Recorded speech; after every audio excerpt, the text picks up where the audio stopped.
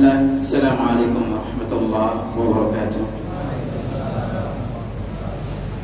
Alhamdulillah hamdan katsiran tayyiban mubarakan fihi kama yuhibbu rabbuna wa yarda.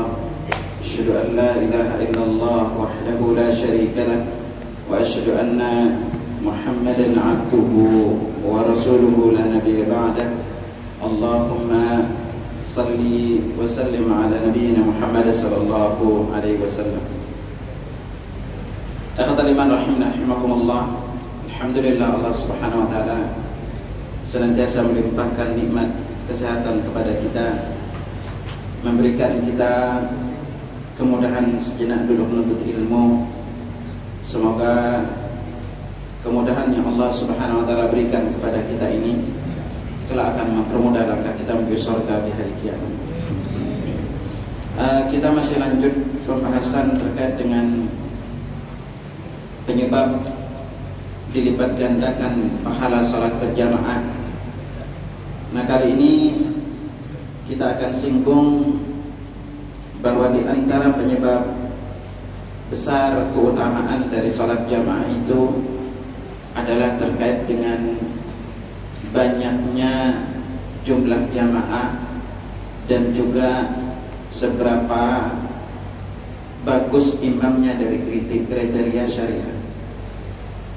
Nah, ikhwatal iman rahimakumullah, salah satu sunnah yang harus antum selalu ingat bahwa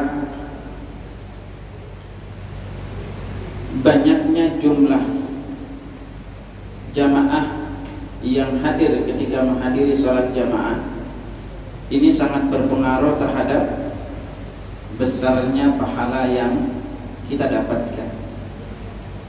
Nah, terkait dengan perkara ini maka akan merembet juga dengan perkara-perkara lain, yaitu terutama terkait dengan banyaknya masjid yang ada. Nah, kita lihat dulu, yang mudah kita ketahui adalah bahwa berjamaah di masjid itulah yang paling afdal untuk sholat wajib. Ini harus ada ingat. Jadi sholat wajib yang paling afdal itu adalah di masjid.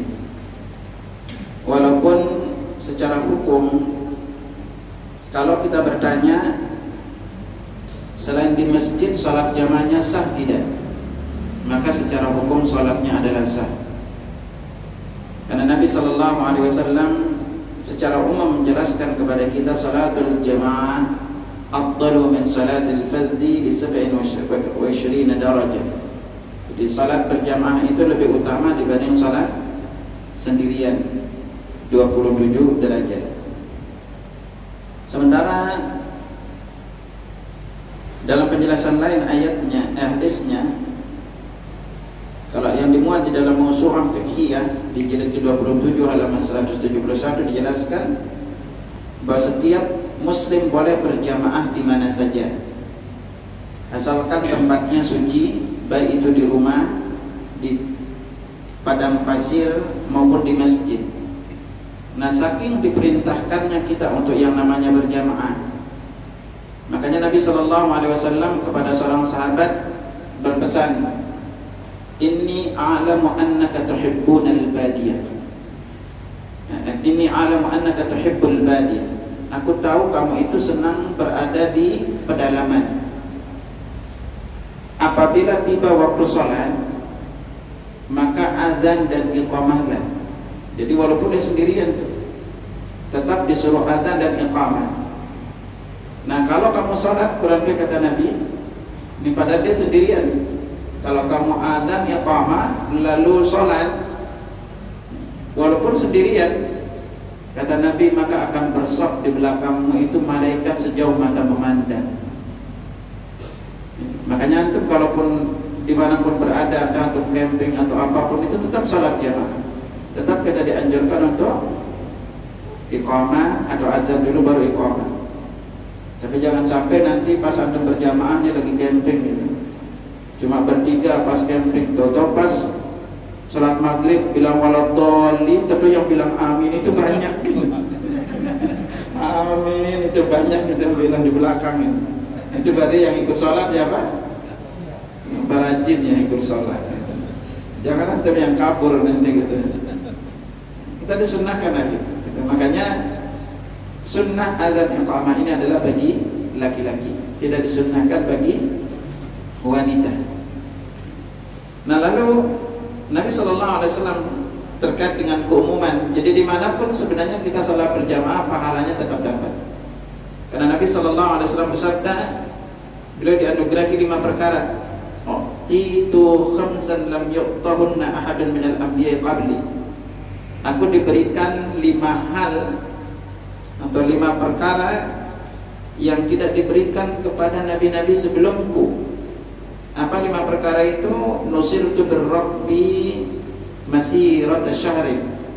Nah, aku diberikan pertolongan dengan takutnya musuh mendekatiku dengan jarak perjalanan sebulan perjalanan. Jadi Nabi itu kalau mau perang itu musuhnya itu udah takut duluan. Subhanallah. Gitu. Lalu waju'ailan liyal ardu masjidan wa tahuran, dan dijadikan bumi bagiku itu bersih dan suci. Jadi Muslim itu keistimewaannya dimanapun bagian bumi itu adalah suci, kecuali tempat-tempat kita di dalam sholat. Di antaranya mana? Di kuburan, lalu di WC. Tapi orang-orang tasawuf membaliknya. Syariat Allah, masjid itu tempat sholat, kuburan tempat memakamkan mayit. Orang-orang tasawuf dibalik, tempat sholatnya kuburan, tempat kuburnya masjid. Nah, ini uniknya mereka. Ini kan dibalik kan? Mereka kalau di kuburan itu khusyuk, zikirnya kepala goyang-goyang gitu. Ya, lebih rajin di kuburan. Masjid dijadiin kuburan, kuburan dijadiin tempat ibadah. Makanya lihat aja kuburannya itu indah-indah. Itu lebih indah kuburan dibanding pelaminan. Nah, lalu Nabi lanjutkan, fa ayyuma rajulun adrakatul salat falyusalli. Siapa saja dari kalangan umatku mendapatkan waktu salat, mendapati waktu salat, maka adalah dia salat. Nah, ini menunjukkan apa? Kita dimanapun berada, kalau udah tiba waktu salat, salatlah. Ya. Wa uhillat liyal ghanaim, lalu dihalalkan untukku ghanimah. Jadi umat sebelumnya itu diharamkan ghanimah. Walam tahillu li ahadin qabli, yang sebelumnya itu tidak dihalalkan untukku. Wa utitu syafa'ah, itu, dan aku diberikan hak untuk memberi syafaat. Wa kana an-nabiyyu ba'athu ila qaumi khassatan wa bu'ithu lin-nasi 'amma. Nabi-nabi sebelumnya hanya diutus untuk kaumnya, sedangkan aku diutus untuk seluruh manusia. Nah, ini khawatirnya rahimakumullah. Jadi ini menunjukkan bahwa secara umum kita disuruh dimanapun kita salat berjamaah itu secara hukum adalah sah. Nah, tetapi ada perbedaan nanti terkait dengan masalah keutamaannya. Maka penjelasan yang kita dapatkan adalah yang paling afdal untuk salat berjamaah adalah pastinya di masjid. Yang paling afdal.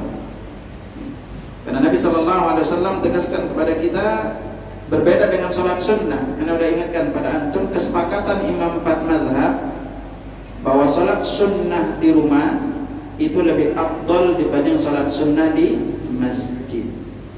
Ya, bedanya apa? Nabi SAW bersabda, "Shallu ayyuhan nas fi buyutikum." Salatlah sekalian manusia di rumah-rumah kalian, fa inna afdala salatil mar'i fi baitihi illa al-maktubah. Karena sebaik-baik salat seorang itu adalah di rumahnya kecuali salat wajib. Jadi ini perlu antum ingat baik-baik. Bahkan 4 mazhab sepakat bahwa salat sunnah di rumah itu lebih afdal dibanding salat sunnah di Masjidil Haram maupun Masjid Nabawi. Ini sepakatan imam 4 mazhab. Nah, terutama kalau bagi wanita, kalau wanita salat terbaiknya itu adalah di rumahnya. Jadi paling afdal itu di rumahnya. Nanti kita akan singkat sore sedikit dengan wanita ini. Nah, jumlah jamaah ini ya ikhwatal iman, pengaruhnya besar terhadap salat jamaah kita. Maka Nabi SAW bersabda, salatul rajuli ma'ar rajuli azka min salatihi wahda. Jadi salat seorang diri, seorang laki-laki seorang diri lebih baik dibanding salat seorang dengan orang lain, itu lebih baik dibanding salatnya sendiri. Jadi salat dia dengan orang lain, siapapun itu lebih baik dibanding salatnya sendiri. Wa salatul rajuli ma'ar rajulain azka min salati ma'ar rajul. Jadi salat dengan dua orang laki-laki itu lebih baik dibanding dengan salat dengan seorang laki-laki. Artinya dua jamaah itu lebih utama dibanding salat dengan satu jamaah. Wa ma kanu aktsara fa huwa ahabbu ila Allah azza wa jalla. Nah, semakin banyak jumlah jamaahnya itu lebih disukai oleh Allah azza wa jalla. Nah, ini titik poin ini ikhwatal iman. Dan itu Profesor Muhammad Az-Zuhaili beliau berkata, masjid yang lebih banyak jamaah lebih utama daripada masjid yang sedikit jamaahnya. Begitu pula sholat di rumah dengan jumlah jamaah yang lebih banyak itu lebih utama dari jumlah jamaah daripada jumlah jamaah yang sedikit. Karena kaidah adalah sholat jamaah itu lebih banyak, lebih utama daripada sholat yang jumlahnya sedikit. Nah, disinilah ikhwatal iman konsekuensinya. Maka ada perkara-perkara yang dikecualikan dari kondisi ini. Yang pertama adalah sholat berjamaah. Kan secara umum itu lebih banyak, lebih afdal ya. Lebih banyak, lebih afdal. Nah, di sini ada kaidah lain penjelasannya. Sholat berjamaah dengan jumlah jamaah yang sedikit di masjid lebih utama daripada sholat jamaah dengan jamaah yang banyak di rumah. Contoh antum sholat di rumah banyak jamaahnya itu. Tapi kalau dipilih ke masjid sedikit, maka lebih baik pilih yang ke masjid, walaupun secara jamaahnya itu sedikit. Nah, berikutnya nih kaidah penting juga, sholat berjamaah di masjid yang terdekat yang sedikit jamaahnya lebih utama dibanding sholat ke masjid yang jauh tapi jamaahnya lebih banyak. Nyambung? Jadi sekarang kalau di lingkungan antum nih ada dua masjid, masjid dekat antum itu jamaahnya dikit, tapi yang jauh itu jumlahnya banyak, maka lebih afdal di dekat masjid, dekat rumah. Kenapa? Karena Nabi SAW melarang kita untuk mencari-cari masjid. Nah, Nabi SAW tetap ba'al masajid. Jadi kita nggak boleh nyari-nyari. Makanya sama Ustaz ke rumah dekat sebelah saya itu banyak apanya? Banyak ganyunannya gitu kan. Ya udah antum lebih baik sholat sebelah itu. Kenapa? Kalau sampai antum mencari-cari masjid, kecuali perkaranya kata Syekh bin Baz rahimahullah, anak pernah baca fatwanya, kalau masjidnya itu kuburan, ini urusannya berbeda. Kalau masjid itu kuburan ya kata Imam, yang tegas larangannya itu adalah kalau kuburannya di depan persis, depan imam, maka larangan tegas untuk tidak sholat di sana ya.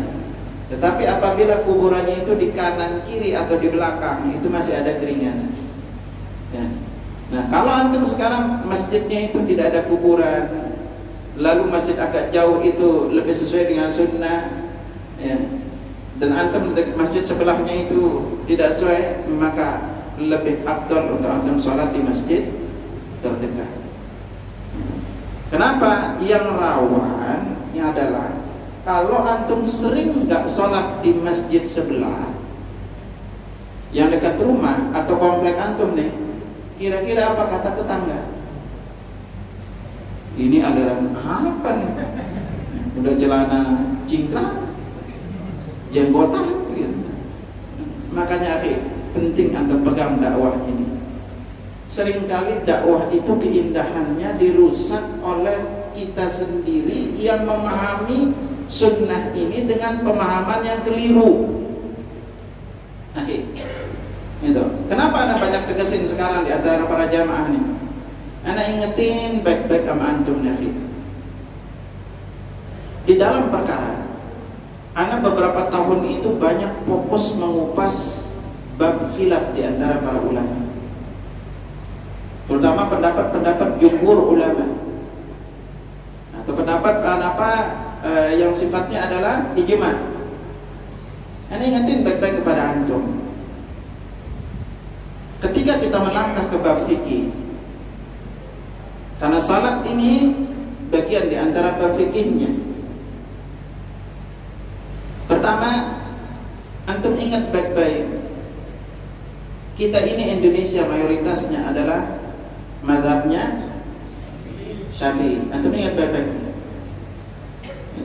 Yang kedua, rata-rata ustadz yang selama ini antum ikut kajian fikih, antum nyadar enggak antum diajarin fikih apa? Hah? Antum nyadar enggak antum diajarin fikih mazhab siapa? Hah? Antum itu diajarin rata-rata fikih mazhab Imam Ahmad bin Hanbal. Nah, antum ingat baik-baik ini. Nah, akhirnya yang terjadi apa? Kita nggak bisa pungkiri bahwa di antara pendapat-pendapat mazhab Syafi'i dan mazhab Imam Ahmad, walaupun ini adalah murid dan guru, ada terjadi beberapa perbedaan pendapat. Ya, makanya sekarang banyak ulama-ulama Saudi nasihatin kepada para mahasiswa Madinah, apa kalian itu di Indonesia mazhabnya Syafi'i, tolong dalamin juga mazhab Syafi'i. Bahkan lebih bagus untuk kalian mendalami mazhab Syafi'i, sehingga tidak terjadi gesekan itu kuat di masyarakat. Ya kan? Anak sekarang ketika mengisi bab sifat salat Nabi, anak paparin empat-empatnya mazhab agar pada ngerti. Karena kenapa ya kata Iman? Contoh aja. Anak singgungkan anda perkara ini agar antum tidak ada ngerti lah. Karena yang terjadi di antara jamaah ini, tolong antum ingat juga baik-baik. Ketika perkaranya itu adalah perkara furu', dalam perkara masalah salat, kalau ada khilaf, ada perbedaan pendapat, kita itu disuruh lapang dada. Berbeda dalam perkara usul. Dalam perkara usul baru kita tegas. Contoh anak ambilin antum akhir. Dalam perkara salat aja. Anak makanya sekarang ketika ngajarin sifat salat Nabi itu lebih fokus untuk mengambil pendapat jumhur ulama, mayoritas ulama. Anak lebih fokus untuk mengambil pendapat jumhur ulama. Karena kenapa? Mengambil pendapat jumhur ulama itu lebih aman, lebih menenangkan, karena ini mayoritas ulama. Anak ambil contoh masalah telunjuk jari. Kalau anda ketahui 4 mazhab berbeda-beda kapan telunjuknya. 4 mazhab itu nggak ada yang sepakat, semuanya berbeda. Tetapi nelunjuknya semuanya sepakat itu sunnah. Semuanya sepakat sunnah nelunjuk. Masalah menggerak-gerakkan jari jemari, menggerakkan jari jemari, justru pendapat yang paling kuat itu jumhur ulama. Jadi kalau kita berbicara jumhur, anda mendengar kalimat jumhur. Jumhur itu gini, ini kan 4 mazhab ya.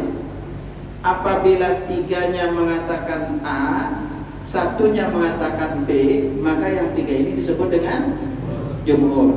Itu namanya jumhur. Yang kedua namanya jumhur apabila 2-nya mengatakan A, 1-nya mengatakan B, 1 mengatakan C, yang 2 ini dikatakan pendapat jumhur. Itu berarti itu kaidah jumhur. Ya. Nah, kalau ada yang menyelisihi jumhur, kalau dia menyelisihi yang namanya itu ijma, ini seluruh ulama sepakat sesat. Kalau kita menyelisihi ijma, ya kan? Tetapi kalau kita menyelisihi jumhur, maka secara pendapat lebih aman kita ambil pendapat mereka, walaupun tanpa kita menyalahkan pendapat yang berbeda.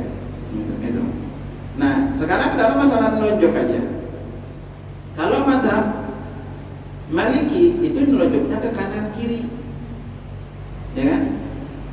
Yang lain mazhab Syafi'i menggerakkannya itu menggerakkan hanya pas menggerakkan mengatakan asyhadu, gitu kan?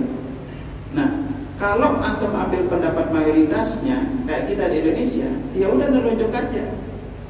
Ini semuanya lebih aman diambil pendapat, gitu. Lalu kita lihat dalam masalah perkara bersedekah, di mana saya diletakkan tangan itu.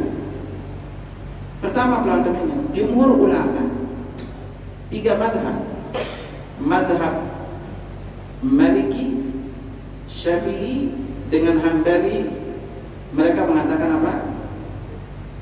Yaitu memilih di atas, pusar di bawah dada. Ini mayoritas ulama. Di dalam madhab Hambali, meletakkan tangan di dada itu termasuk perkara yang dibenci. Meletakkan di dada. Karena kenapa? Ikhwatal iman, perlu antum ingat. Setelah anda coba telusuri, ini perbedaan pendapatnya di mana meletakkan di dada.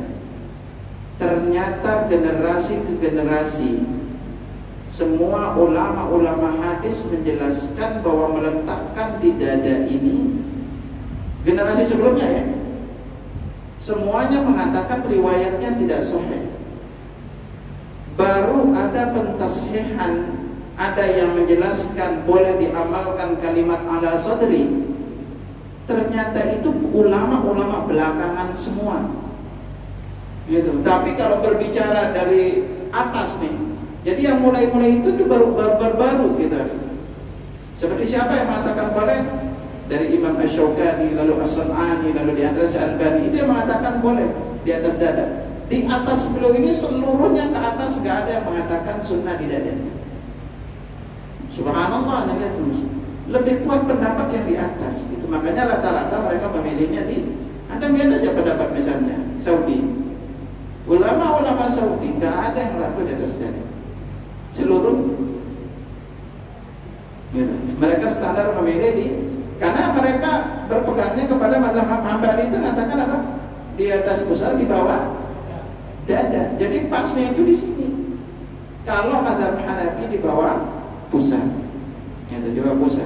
Memang para ulama hadis menjelaskan riwayatnya tidak sahih. Tapi ada beberapa pendapat seperti itu. Nah, memilih seperti itu akan menjadikan antum lebih aman. Karena baru banyak terjadi kuatnya perbedaan pendapat terkait dengan masalah meletakkan itu, tidak dipungkiri ya.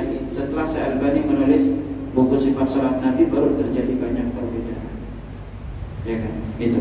Jadi kalau antum pilih pendapat yang aman mayoritas ulama, ya di atas dada, di bawah, di atas pusat, di atas dan di bawah dada, itu jadi pertama. Ya. Gitu. Nah, sama nanti dalam perkara ini. Dalam perkara masalah shop ini, ikhwatal iman, kita nggak bisa pungkiri jamaah kita ini, masyarakat kita ini senang bangun masjid, ya kan? Ini nanti efek dari hukum ini akan kembali ke arah masalah senangnya bangun masjid. Nah, sementara yang diharapkan jamaah itu harus banyak. Ya. Nah, makanya disinilah kesepakatan di antara masyarakat itu, jangan dikit-dikit bangun masjid, dikit-dikit bangun masjid. Oh, jamaahnya itu doang kelihatan. Siapa yang sering ke masjid sudah bisa ditebak kok, ya kan? Itu aja kelihatan. Kalau ada yang baru, jangan-jangan orang luar yang ke masjid. Itu semangat memperindah masjid. Makanya Nabi sudah tegaskan kepada kita, ciri-ciri dekatnya kiamat adalah berlomba-lomba bangun masjid. Jadi tidak selamanya yang kebaikan itu ternyata itu banyak ciri-ciri kiamat. Contoh, ciri-ciri kiamat yang paling nyata apa? Semakin banyak yang hafal, semakin banyak rumah tahfiz. Jadi perjamurannya rumah tahfiz itu ciri-ciri kiamat Nabi udah bilang kepada kita, akan datang nanti suatu zaman kepada kalian itu banyak qurra'nya tapi sedikit fuqahanya. Berlomba-lomba pada menghafal Quran tapi sedikit yang mempelajarinya. Dan ini pun nanti terjadi di bab imam. Betapa banyak imam-imam tapi kaedah-kaedah menjadi imam sendiri tidak ngerti fikih imam terutama. Dari sisi bacaan menang gitu. Maka nanti ada singgungan ya. Nah lalu apa tadi rahmatullah? Bagi wanita sholat jamaah untuk wanita itu sekali lagi di rumah itu dia sholat lebih afdal bagi wanita dibandingkan sholatnya itu di masjid, hatta Masjid Nabawi maupun Masjidil Haram. Tetap itu lebih afdal untuk dia sholat di rumah.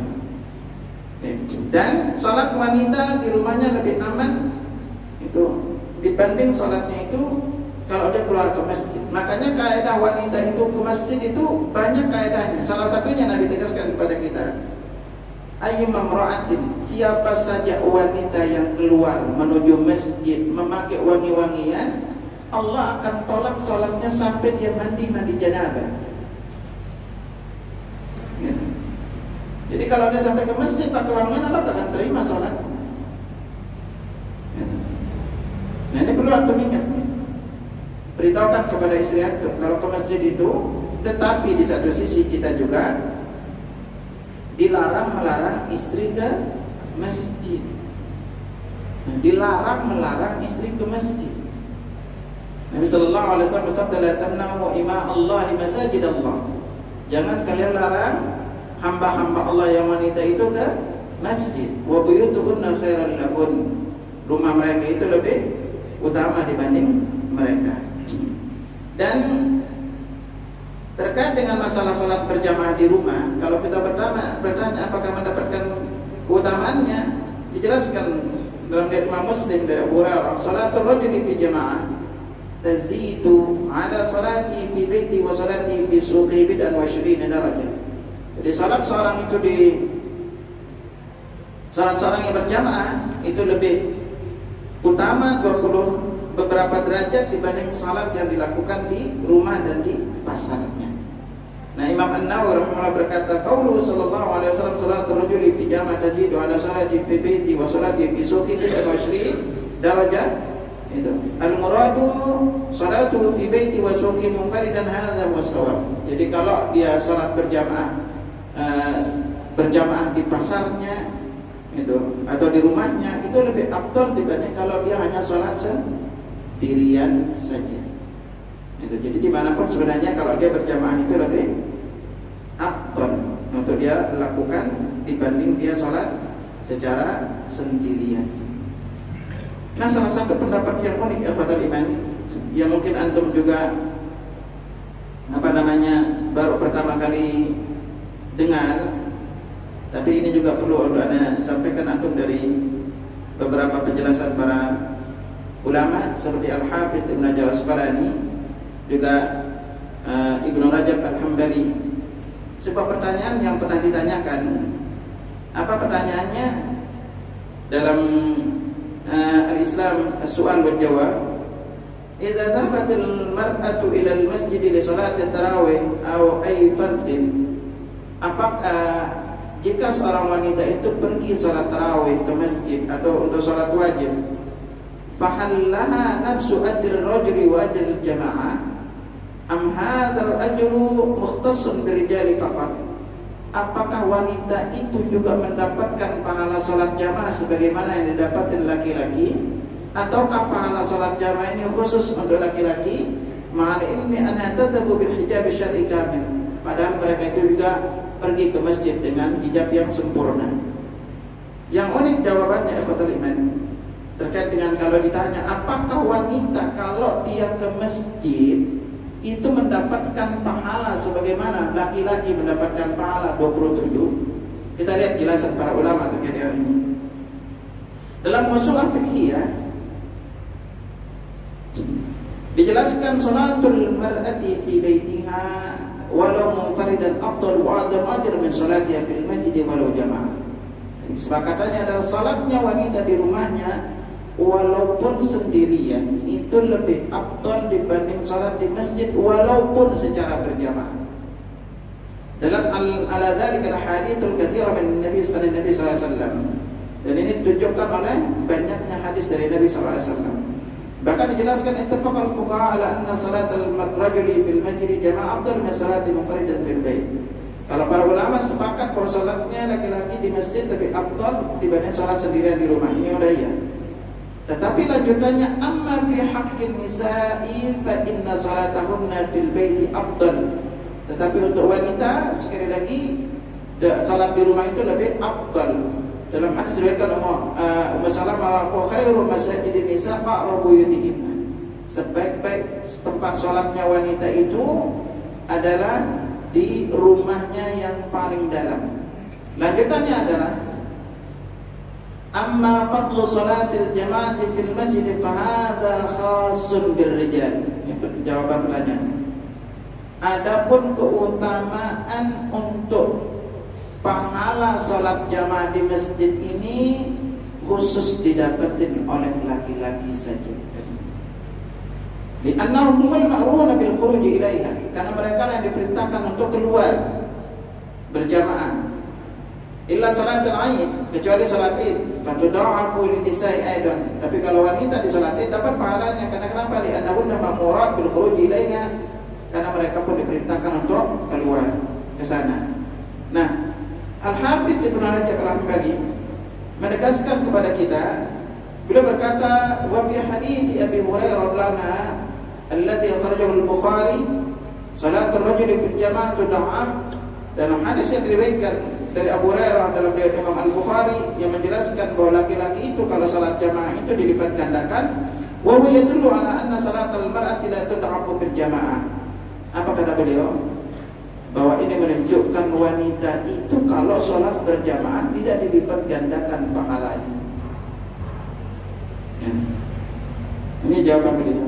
Fa inna salata fi baiti khairun laha wa afdal, karena salatnya di rumahnya itu lebih baik dan lebih utama. Nah, ini juga pendapat ini dijelaskan oleh Al-Hafidz Ibnu Hajar Al-Asqalani ketika menjelaskan wa nama qala Al-Hafidz Ibnu Hajar fi hadis sabah alladzi jabirullah fi yawma yadilla ila dhillah. Ketika Al-Hafidz Ibnu Hajar Al-Asqalani menjelaskan hadis yang diriwayatkan oleh Bukhari dan Muslim, tujuh golongan yang mendapat naungan kelak pada hari kiamat di saat yang lain tidak mendapatkan naungan. Wa minhum dijelaskan rajulun mu'allaqun qalbuhu fil masajid, yang dijelaskan laki-laki, salah satunya adalah laki-laki yang hatinya tertaut dengan masjid. Apa kata beliau? Fadhab al-hafidh ila anna hadha khasur rijal birrijal, bahwa hati yang tertaut dengan masjid itu adalah khusus untuk laki-laki, li anna salatal mar'ati fi baitiha afdal minal masjid, karena salat wanita itu lebih afdal dibanding salatnya di masjid. Nah, pendapat sejenis juga dijelaskan oleh Syekh Muhammad bin Shalih Al-Utsaimin rahimahullah, at-tad'iful hasil fi salatil jamaah yahtassu birrijal. Jadi pelipat gandaan pahala di dalam salat jamaah itu khusus diberikan kepada laki-laki. Li'annahumul mad'uuna ilaiha 'ala sabilil wujub, karena laki-laki lah yang diperintahkan untuk salat berjamaah dengan perintah wajib. Walihada kana lafzul hadis, karena itu lafaz hadisnya salatul rajuli fi jamaah, salat laki-laki itu secara berjamaah, tudha'afu ala salati fi baiti wa fi suqi. Nah, dilipat gandakan pahalanya dibanding salat di rumah dan di pasarnya 25 dha'fan, yaitu sebanyak 25 derajat. Jadi riwayatnya ada 27, ada yang 25. Wala hadza, kata beliau, fa innal mar'ata la tunalu hadzal ajr. Jadi bagi wanita itu enggak dapetin pahala ini. Jadi kalau berdasarkan pendapat ini, kalau dia ke masjid jamaah enggak dapat pahala 27. Nah, kata beliau, bal innal ulama ikhtalafu fi masyru'at salat al-jamaah lin nisa'i munfaridat munfaradat ad-rijal fil musalliyat allati fil buyut. Bahkan secara khusus itu di antara para ulama pun berbeda pendapat apakah wanita itu lebih baik juga untuk dia berjamaah, membuat jamaah di rumah gitu. Ya. Awlati fil madaris, juga di madrasah-madrasah. Apakah bagi sekali lagi para ulama berbeda pendapat apakah wanita harus berjamaah baik dia berada di rumahnya atau di madrasah-madrasah. Itu. Di antara mereka mengatakan innahu tusannu lahunal jamaah. Ada yang mengatakan bahwa disunnahkan untuk jamaah, sebagian mengatakan yang tubahu lahunal jamaah, yang lain berpendapat bahwa boleh untuk dia berjamaah. Wa minhum qala innahu tukrahu lahul jamaah, yang lain mengatakan dimakruhkan berjamaah. Nah, ini penekanan bagi para ibu-ibu bahwa Ini pendapat di antara para ulama menjelaskan perkara ini. Yang mendahulunya adalah Hafidz Ibnu Rajab Al-Hambali, beliau termasuk mensyarah Sahih Bukhari, juga Al-Hafidz Ibnu Hajar Al-Asqalani yang dikenal kitabnya dengan nama Fathul Bari. Nah ini jamaah rahimakumullah. Nah dalam perkara ini kata iman, masalah banyaknya jumlah jamaah seringkali juga terpengaruh dengan imam. Makanya imam ini juga berpengaruh, gitu. Makmum juga nanti pengaruh. Jadi antum yang jadi imam, antum jadi makmum. Ini terutama antum makmum nih. Itu fikih makmum ini penting untuk antum pelajari. Karena ada kaidah-kaidah berjamaah yang seringkali dilalaikan oleh para makmum. Semoga nanti pertemuan berikutnya kita akan disebutkan antum khusus di fikih makmumnya, agar antum ngerti kaidah-kaidah antum sebagai makmum. Karena banyak kalau kita perhatikan pola sahabat radhiyallahu ajma'in itu ketika sholat, subhanallah. Nah saya ngomongkan kepada antum dulu, makmum itu punya 4 karakteristik. Antum bahkan lepas dari 4 ini. Nanti akan kita rinci satu persatu lebih lanjut. Yang pertama itu adalah makmum itu gerakannya selalu telat dibanding imam. Yang kedua gerakannya terlalu cepat dibanding imam. Yang ketiga gerakannya terlalu sama dengan imam, pokoknya apa aja. Dan yang keempat ada gerakannya mengikuti imam. Mana kaidah-kaidah yang 4 ini? Mana yang dikatakan terlalu cepat, mana terlalu telat, mana bersamaan, mana namanya mengikuti imam. Ini perlu antum tahu. Dan nanti kita lihat potret para sahabat. Itu kalau kembali kita lihat potret sahabat itu berjamaah, subhanallah, betapa banyak sunnah-sunnah Nabi itu hilang dari kaum muslimin. Yang itu sendiri mengurangi pahala kita.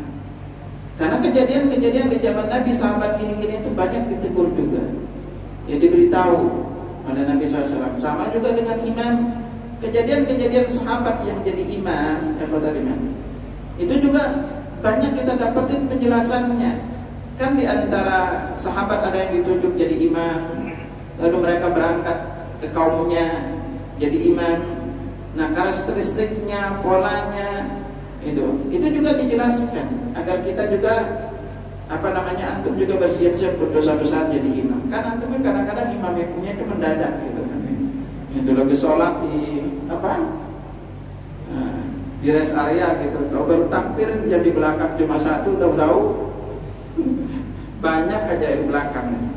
Nah, kaidah-kaidah imam ini iman yang menjadikan kita sebagai seorang yang berilmu, yang pernah belajar, itu paling tidak ngerti.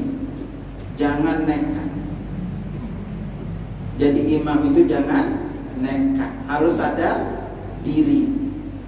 Makanya kriterianya antum perlu pelajarin Nabi sallallahu alaihi wasallam dari Abu Mas'ud Al-Ansari, ya ummul qauma aqra'uhum li kitabillah. Yang menjadi imam bagi segolongan orang adalah yang paling baik bacaan kitabullah. Nah di sini disebutkan bukan paling banyak ilmunya, yang paling baik bacaan kitabullahnya. Nah, dalam hal ini iman, makanya dijelaskan yang menjadi imam yang paling baik bacaan kitabullahnya, di dalamnya terkandung dalil yang sangat jelas bahwa beliau mengedepankan orang yang paling baik bacaan Al-Qur'annya atas orang yang mengerti fikih atau faqih. Ini lebih dahulukan. Demikian itulah pendapat Imam Ahmad, Abu Hanifah dan sebagian sahabat Asy-Syafi'i, Imam Malik dan Asy-Syafi'i dan sahabat-sahabatnya merupakan orang yang paling mengerti lebih didahulukan atas orang yang paling baik bacaannya, karena apa yang dibutuhkan dari bacaan sudah tetap, sedangkan yang dibutuhkan dari fikih tidak tetap. Ini nanti berikut. Makanya langkah pertama itu adalah harus paling baik bacaannya. Lalu berikutnya, fa in kanu fil qiraati sawa'an fa'lamuhum bis sunnah. Kalau sama-sama hafalan dan hafalan dan bacaan bagus, maka harus melangkah ke yang kriteria yang kedua, fa'alamuhum bis sunnah, yang paling ngerti tentang sunnah Nabi. Nah, ini menunjukkan apa? Imam juga perlu untuk pelajari ini. Kaidah-kaidah ada fikih imam. Fa in kanu fi sunnati sawan faqdamum hijratan. Kalau bagus bacaannya, pemahamannya, agamanya bagus, maka dipilih yang paling terdahulu hijrah. Itu fa in kanu fi hijrati sawan faqdamum silman. Kalau sama-sama udah utama hijrah, maka dipilih yang paling ada yang lebih tua. Wala ya'ummanna ar-rajulu ar-rajula fi sultani wala yaq'ud fi baitihi ala takrimatihi illa bi idnih. Dan janganlah seorang itu mengimami orang di kaumnya, dan janganlah juga seorang itu duduk di rumah seorang itu kecuali atas, atau di tempat kehormatannya kecuali atas izinnya. Di sinilah kaidah juga kita belajar, siapa yang udah ditunjuk jadi imam untuk sholat jamaah, maka tidak ada orang yang boleh untuk menggantinya kecuali dengan uzur. Makanya penting bagi para pengurus masjid itu udah menunjuk, mengeluarkan SK ini imamnya, agar jangan semuanya nyelonong-nyelonong aja. Jadi imam udah mentang-mentang ketua RW, mentang-mentang pengurus apa namanya masjid gitu kan. Selama ini nggak pernah ke masjid, pensiunan baru ke masjid gitu. Apalagi pejabat gitu. Ya silakan ada mata dulu.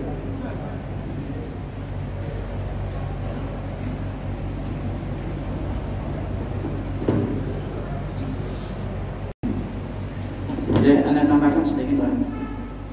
Kalau kita bertanya, kenapa kok juga didahulukan yang orang paham sunnah ya? Kalau udah bacaan sama, lalu hafalan bagus, bacaan sama, hafalan sama, kenapa yang didahulukan itu yang paham sunnah?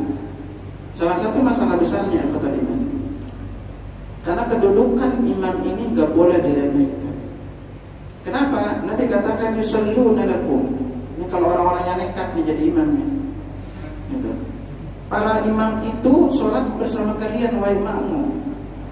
Fa'in asabu falakum walakum. Kalau tata cara bacaannya benar, kalian dapat pahala, dia dapat pahala. Sama kan? Wa in akhtau, kalau dia keliru, falakum alaihim. Kalian dapat pahala, dia tanggung dosanya. Kalau dia nekat jadi imam, tidak ngerti kaidah-kaidahnya, apalagi dari sisi bacaannya, itu mengerikan ya. Sholat antum belum tentu benar, belum tentu diterima, tapi nanggung dosa orang lain. Aman antum jadi makmum, pokoknya dapat pahala deh. Antum jadi makmum itu bukan dapat pahala gitu. Nah di sini cuma antum jangan karena tahu gini lalu gak berani belajar gitu kan. Ini juga keliru gitu loh kan. Kita harus sama belajar juga agar kita ngerti keadaan-keadaannya. Ya makanya lebih baiknya kalau antum pernah belajar tahsin, ya jangan pernah jadiin imam karena modal antum itu nekat. Apalagi mentang-mentang pengurus masjid, ketua masjid gitu. Padahal ketaklim jarang gitu kan. Ya kan? Yang repot nanti apa nekat jadi imam pas sholat jamaah, pas sholat jenazah ruku gitu. Makanya kenapa juga nanti ketika berjamaah itu nanti kayak antum jadi makmum, antum itu juga kalau jadi makmum rada-rada ngerti ya, kalau di belakang imam itu kasih yang paham ya, nanti pas imam batal tarik-tarikan gitu, gak mau ke depan gitu. Ya, nah, disinilah pentingnya kita belajar gitu ya. Jangan karena lalu antum takut gak mau belajar juga gak bagus. Karena justru kalau kita berbicara di bab jamaah akhir, kaedah yang paling banyak diperlukan yang atau ada ilmu yang antum perlukan itu adalah sebagai makmum. Gitu. Yang paling banyak diperlukan. Kita contoh Nabi SAW sabdakan kepada kita, innama ju'ilal imam li'utamma bih. Imam itu dijadikan untuk diikuti. Fala takhtalifu alaihi. Jangan kalian berbeda dengan imam. Tuh. Imam dijadikan untuk diikuti, jangan kalian berbeda dengan imam. Ini kan perintah kepada siapa? Makmum masih. Kapan kita tidak berbeda dengan imam? Kata Nabi, fa idza kabbara fakabbiru. Kalau imamnya takbir, hendaklah kalian takbir. Wala tukabbiru hatta yukabbir. Jangan kalian bertakbir sampai imamnya bertakbir. Ini perlu antum pahami nanti. Itu tadi bilangnya takbir ya. Wala tukabbiru hatta yukabbir. Sekarang fa idza raka'a farka'u. Kalau dia ruku jangan kalian ruku. Wala tarka'u hatta yarka. Kalau dia ruku, kalau dia udah ruku, jangan kalian ruku duluan sebelum dia ruku. Ya, lalu dikatakan wa idza qala sami'allahu liman hamidah Allahumma rabbana walakal hamd. Kalau dia baca sami'allahu liman hamidah, hendaklah kalian baca rabbana lakal hamd. Ini nanti berbeda pendapat apakah makmum membaca sami'allahu juga? Ujungnya ke sini nanti. Dan Nabi katakan wa idza sajada fasjudu. Kalau imamnya itu sudah sujud, maka hendaklah kalian baru turun sujud. Wala tasjudu hatta yasjuda. Jangan kalian sujud sampai imamnya sujud. Ini kaidah-kaidah yang akan kita pelajari. Lalu Nabi tanyakan apa? Wa idza shalla qa'iman fasallu qiyaman. Kalau imamnya salatnya berdiri, maka hendaklah kalian salat dengan berdiri. Fa idza shalla qa'idan fasallu qu'udan ajma'un. Kalau imamnya salatnya duduk, maka semuanya kalian ikut salat duduk. Coba. Makanya kalau imamnya sakit jangan terus suruh jadi imam ya. Aduh sebenarnya. Ya kalau imamnya duduk aja antum harus ikut ini semuanya. Ya harus ikut semuanya. Salatnya dengan duduk. Banyak kejadian-kejadian ahli gara-gara imam itu gak ngerti. Apalagi kalau imamnya banyak lupa. Salah satunya imam itu jadi imam. Dia lupa di rakaat kedua dan harus sujud kedua. Ya. Dia baru sujud sekali. Berdirilah dia. Apa kata jamaah? Subhanallah. Turunlah dia. Udah turun diam. Jamaahnya tetap bilang subhanallah. Akhirnya imamnya balik. Emang salahnya di mana?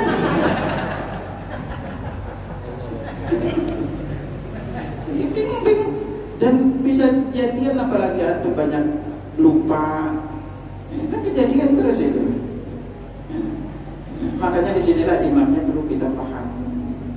Fikih imam penting antum pelajari sebagai bagian dari kita pelajari. Tapi fikih makmum ini masya Allah. Justru kalau melihat kekeliruannya itu lebih banyak di makmumnya. Tidak mengerti yang disebut dengan mengikuti imam itu seperti apa, kaidah-kaidah seperti apa. Dan itu Nabi pun kejadian. Ada sisi-sisi yang kita boleh dilakukan oleh makmum, ada sisi-sisi yang nanti bahkan di antara hal lain menjelaskan ada orang sholat jamaah fisiknya di tempat shaf tapi dia tidak mendapatkan pahala sholat jamaah. Ini yang rawan. Wallahu a'lam bishawab. Udah kita salat dulu ya. Karena izin ada urusan harus dikerjakan. Semoga nanti lebih lanjut kita tanya jawab.